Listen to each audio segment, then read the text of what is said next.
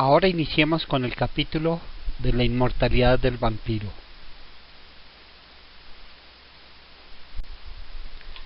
Era tanto el auge que estaba adquiriendo este personaje que escritores de la talla de Voltaire, Descartes, Rousseau o el padre Benito Jerónimo escribieron sobre ellos, pero de una manera algo somera. En Europa del siglo XVIII se produjo una verdadera fiebre por el vampirismo, especialmente por los años de 1720 a 1740. Por todas partes empezaron a circular historias de exhumaciones de vampiros que volvían de la muerte y que la única forma de exterminarlos era clavándoles una estaca en el corazón. El vampirismo se estaba abriendo paso por toda Europa oriental, donde encontró un terreno propicio para perpetuarse. Se entonaban baladas y canciones de todo tipo para evocar las proezas de los vampiros, y empezaron a aparecer todo tipo de tratados sobre los vampiros. Ahora vamos a exponer las obras literarias más famosas que nos hablan de nuestro personaje. 1733. Conceptos racionales y cristianos sobre vampiros y chupasangres, por Johann Christoph Hardenberg, teólogo y filósofo alemán. 1748. La revista científica alemana Der Naturforscher, editada en Leipzig, consagró un número especial al fenómeno del vampirismo. 1672-1757. Se editó El mundo de los fantasmas, donde se escribe sobre las características de los espíritus y los vampiros retornados de la muerte en Hungría y Moravia. Del padre Dom Augustin Calmet. En este libro hace la diferenciación que hay entre vampiros y los demás demonios. Plantea interrogantes sobre la naturaleza del vampiro, si está realmente muerto, qué mecanismo utiliza para escapar de la muerte y qué es lo que le da la energía para preservar la vida. Llega a la conclusión que a pesar de su naturaleza maligna, los vampiros son seres creados por Dios.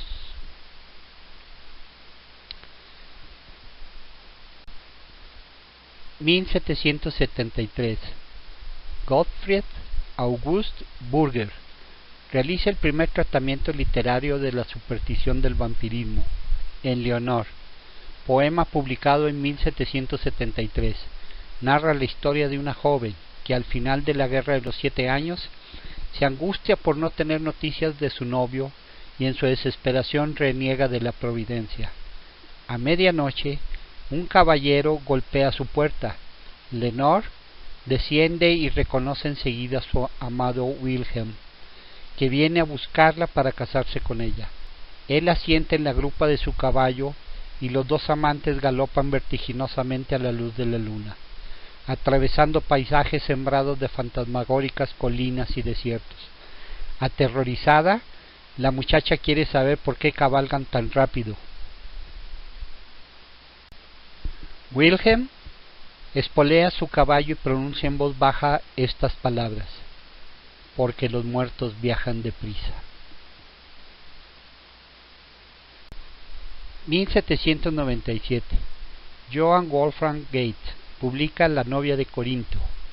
Para escribir su historia, Johann Goethe se basó en un episodio del libro de los prodigios, autor griego del siglo I después de Cristo, donde se narraba la historia de Filinea, una bella joven que tiempo después de ser enterrada fue sorprendida en el lecho de un extranjero llamado Macate.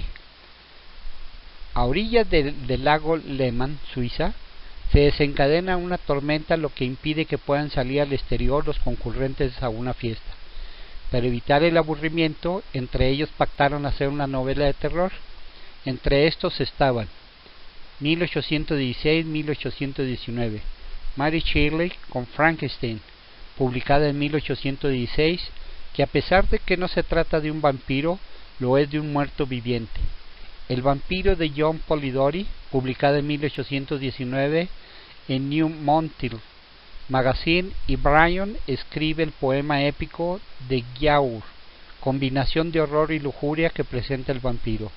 No se llegó a completar la obra. Aquí presentamos los libros Frankenstein y El vampiro de John William Polidori. 1819. El romanticismo alemán llega a los confines del vampirismo con el relato de Wolfman titulado Vampirismo. 1820.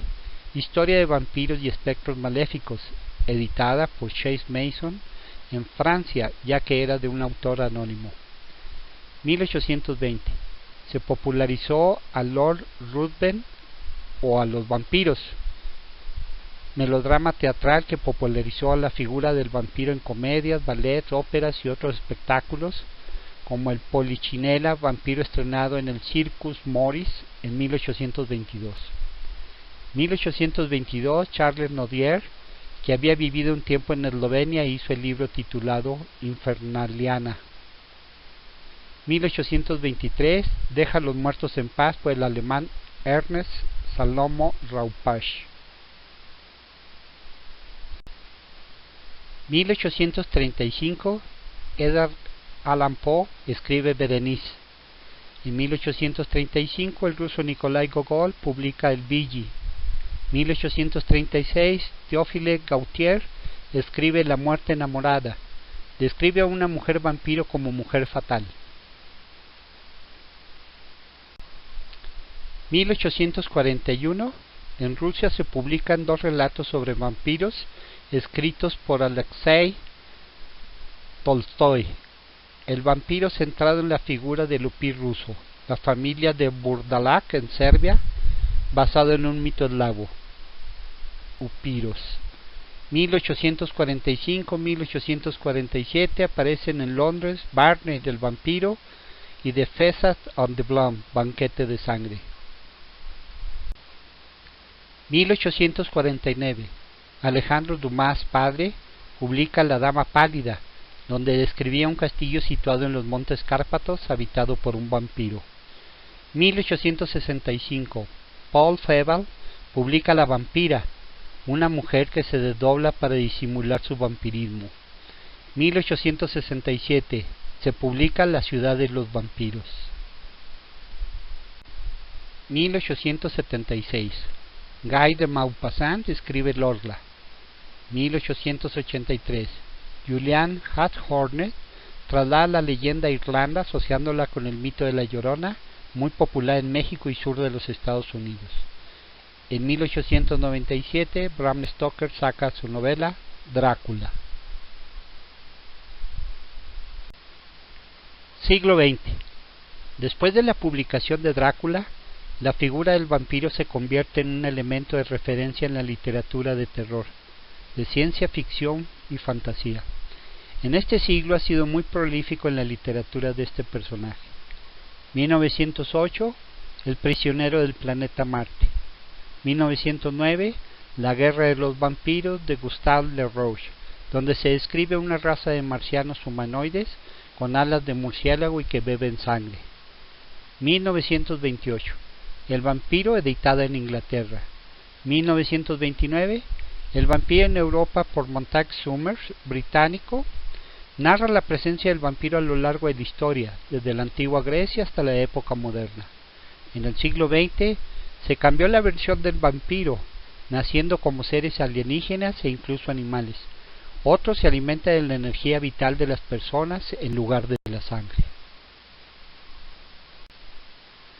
1890-1937, Howard Phillips Lovecraft situó el vampirismo en muchos de sus relatos, ya sea como característica de sus criaturas de otros mundos o como parte de rituales de magia póstuma, como en el caso de Charles Dexter Ward y en La tumba.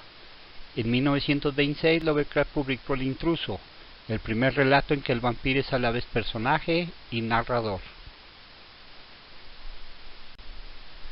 1954, Soy leyenda. El autor estadounidense Richard Matheson, en la que el protagonista Robert Neville sobrevive en la ciudad de Los Ángeles, en un mundo afectado por una plaga que lenta pero irremediablemente ha aniquilado a la humanidad.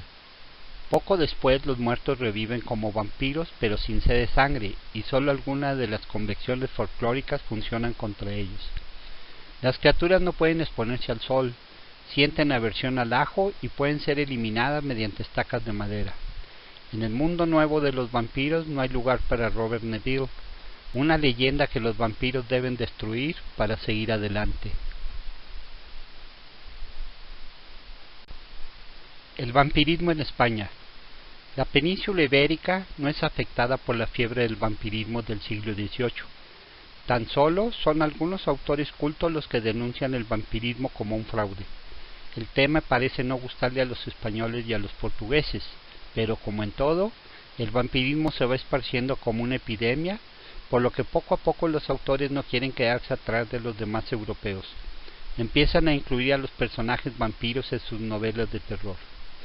En 1901, la escritora gallega Emilia Pardo Bazán escribe El vampiro, un relato corto donde un sesentón se casa con una joven para recuperar su salud y la juventud perdida absorbiendo su vitalidad hasta matarla.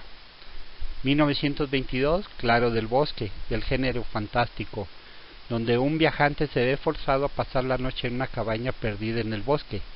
Esta se encuentra habitada por Ricardo Mans y sus 3 hijas, descubriendo que se trata de una forma de vampiros psíquicos, con capacidad de introducirse en el sueño de sus víctimas. En el 2009, el cineasta Guillermo del Toro inicia la trilogía de la oscuridad. William Polidori tal vez viene a ser el padre del vampiro aristocrático, tal como lo tenemos imaginado en el momento actual. En 1969 se escribe un relato vampírico titulado Entrevista con el vampiro de Anna Rice de Nueva Orleans. En este, la autora narra diversos detalles sobre la naturaleza de los no muertos, sus miedos y su irrefrenable eternidad que los lleva a la locura y el desaliento. Vampiros en América. 1893, el nicaragüense Rubén Darío con el tema de Tanatopía. 1905, autor uruguayo Horacio Quiroga hace El almohadón de plumas y en 1927 hace El vampiro. En el 2000, en Brasil, con André Bianco, con una gran popularidad, encausa el vampirismo en su nación. Irlanda. La fama del género vampírico tradicional procede de los irlandeses. El primer autor que contribuye a este género es 1871 al 72, Carmila, de Joseph Sheridan Le Fanu, el cual trata de un tema curiosamente moderno cargado de amor lésbico. El relato de Carmila está ambientado en el ducado de Estiria, que recoge la experiencia de una joven aristócrata que es seducida paulatinamente por una mujer vampiro que bebe lentamente la sangre de sus víctimas hasta matarlas. El tono erótico contiene una carga sexual muy sutil, mostrando que la no muerta está encadenada a su pasión prohibida de la misma forma que el deseo de sangre. El relato posee varios elementos extraídos del folclore popular, como los amuletos contra los vampiros, el horario nocturno o la estaca utilizada para acabar con su vida. Una novedad introducida en el relato y que en ocasiones será utilizada en el género cinematográfico es que Carmila está obligada a utilizar su nombre con todas sus letras, aunque tenga que cambiarlo para ocultar su identidad. Carmila, Mircala, Millarca. Siglo XXI. Ya la literatura sobre vampiros ha estado cambiando. Se han hecho nuevas aportaciones, pero la mayoría ya son muy trilladas, por lo que el género empieza a acusar las consecuencias de la sobresaturación. Se siguen presentando tramas de ciencia ficción, de fantasía, de elementos cómicos, de romance y especialmente de erotismo. Se ha dado un giro muy especial. Ahora se ha abordado una literatura plenamente juvenil, donde se mezclan los humanos con los vampiros y los relatos son esencialmente de un contenido amoroso, como es el caso de Crepúsculo de Stephen Meyer. 1897. Drácula, del autor irlandés Bram Stoker, publicada en 1914. De todas ellas, la que se llevó el pináculo y se ha impreso en todos los idiomas hasta nuestra fecha es la de Drácula. Es en esta donde se ha dado más vida a los vampiros. El vampirismo es tratado como una enfermedad sobrenatural, una especie de posesión demoníaca contagiosa, con insinuaciones eróticas, sangre, muerte y un estilo marcadamente victoriano. Una década antes, en 1888, los asesinatos de Jack el Destripador con prostitutas habían creado un ambiente muy proclive a los relatos sangrientos. Ahora veamos de dónde basó el autor sobre este personaje. Vlad Basarab nació en la ciudad de Schaumburg, Transilvania, hacia el año 1430 o 31. A su padre, famoso por su crueldad, lo llamaban el príncipe Dracul, nombre que se puede indistintamente ser traducido como dragón, diablo o vampiro. Drac en rumano es murciélago, vampiro o diablo. Se une a la secta de Segismundo, a la orden del dragón derribado, pero si Vlad Dracul era cruel, resultaría un simple aprendiz comparado con el joven Vlad conocido como Drácula. Drácula fue príncipe de Valaquia, parte de lo que hoy es Rumania meridional. Aunque famoso por su valor en la guerra contra los turcos, ya que intentó liberar a los turcos, las provincias rumanas de Valaquia, Moldavia y Transilvania, por lo que es considerado actualmente como héroe nacional. Su sobrenombre no lo ganó como guerrero, sino como asesino depravado cuyo sadismo resultaba excesivo, incluso para sus sanguinarios contemporáneos. Para ellos, Drácula era Blade Tapes o Vlad el Empalador, así llamado por su deporte favorito de ensartar a sus víctimas en estacas de madera o de hierro. En la época del gobierno de Vlad, el trono de Valaquia estaba amenazado desde el exterior por los turcos y húngaros, y en el interior por unos nobles hambrientos de poder que luchaban entre sí con bestial ferocidad. Vlad consiguió sortear todas las amenazas a su corona, dando muerte a sus adversarios políticos, así como a sus familiares, hijos, amigos, y traicionando a sus colegas. Al ostentar el poder supremo durante años y tener a mano multitud de cautivos, pudo permitirse un placer mucho más exquisito que las emociones del combate: ver morir lentamente a personas aterrorizadas.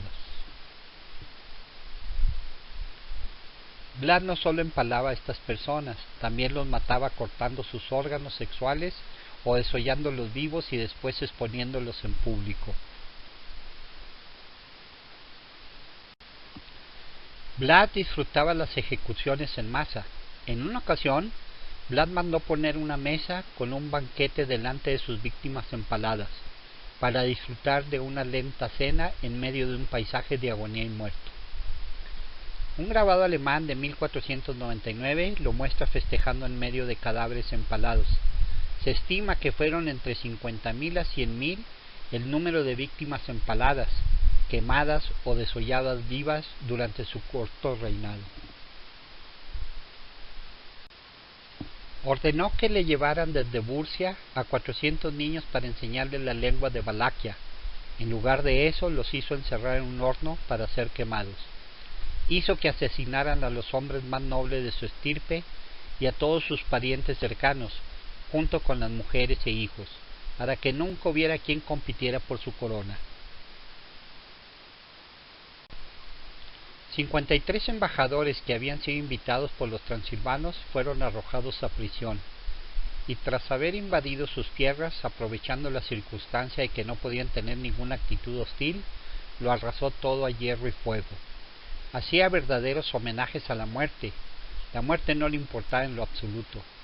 Se hacía servir la comida en medio de sus recientes víctimas de empalamiento, algunos todavía agonizantes, y se dice que en esos banquetes, en vez de vino, era sangre lo que bebía, pues eso le daba la sensación de poder y vitalidad.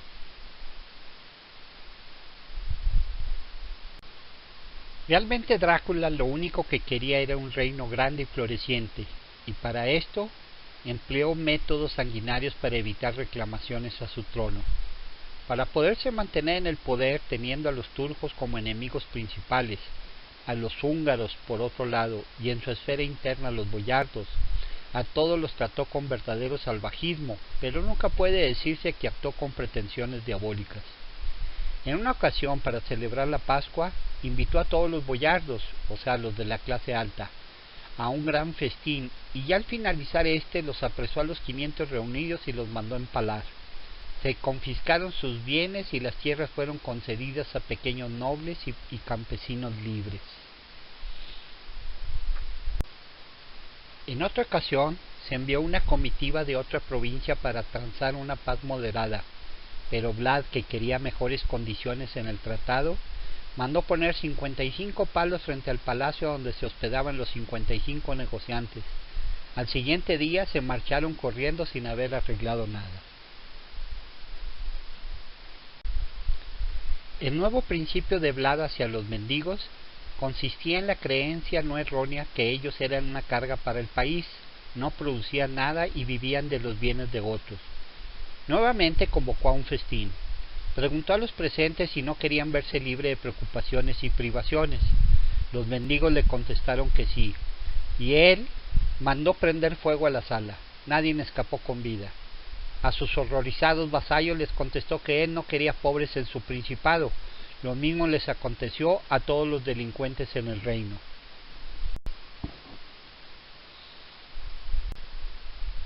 En otra ocasión, conociendo que había 300 gitanos en su comarca, mandó por 3 de ellos y los mandó asar para que los demás comieran, amenazándolos con enviarlos a luchar con los turcos si no comían la carne.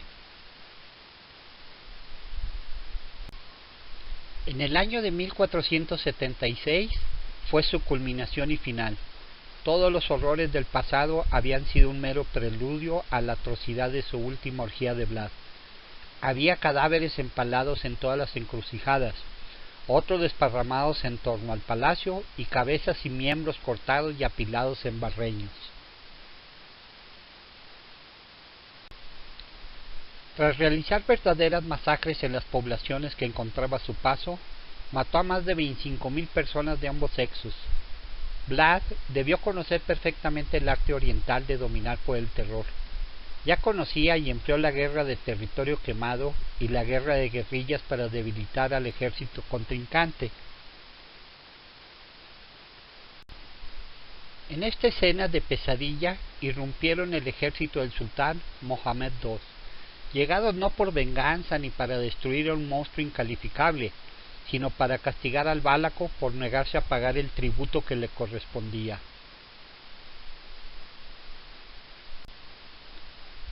El turco Mehmed pasó por el bosque de empalados. Los enemigos del príncipe que habían sido ejecutados, turcos, búlgaros, alemanes, húngaros y boyardos, permanecían expuestos con el fin de aterrorizarlos a los eventuales oponentes.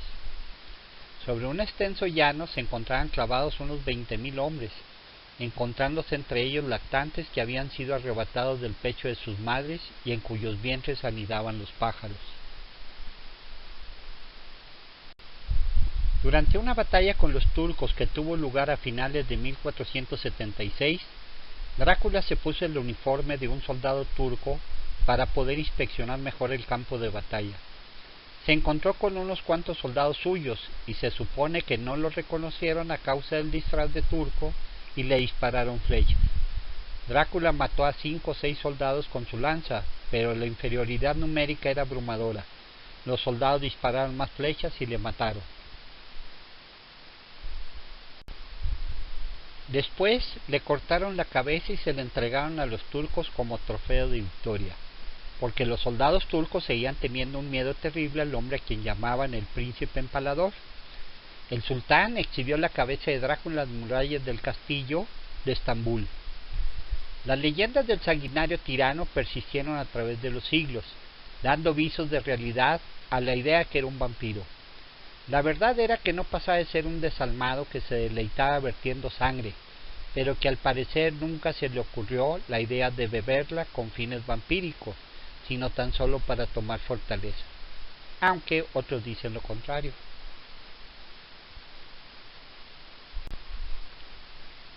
Los vampiros han evolucionado con el paso del tiempo. Al principio se trata de repulsivos monstruos salidos de la mente enferma del folclore popular, criaturas bestiales, de rasgos desagradables, malolientes, sujetos a extrañas limitaciones y con un comportamiento primitivamente depredador. Eran simples cadáveres animados con un color blancuzco pálido o hinchados y rojizos se acababan de comer. Su hábitat eran cuevas, casas o castillos desolados. A partir del siglo XX el vampiro tiende a humanizarse. Ahora es un aristócrata pálido, romántico, elegante, millonario y con atractivo sexual muy especial. Pero continúan con su preferencia alimenticia de sangre. Hacen un comportamiento casi humano para poderse camuflarse entre sus posibles víctimas. En resumen, podemos mencionar que de ser un simple monstruo, el vampiro va adquiriendo, según la mente de los escritores, fisonomía humana, hasta llegar a la actualidad en que sus rasgos lo hacen parecer a un héroe muy hermoso, con sentimientos amorosos humanos, hasta con un tapiz de sacrificio por la mujer amada.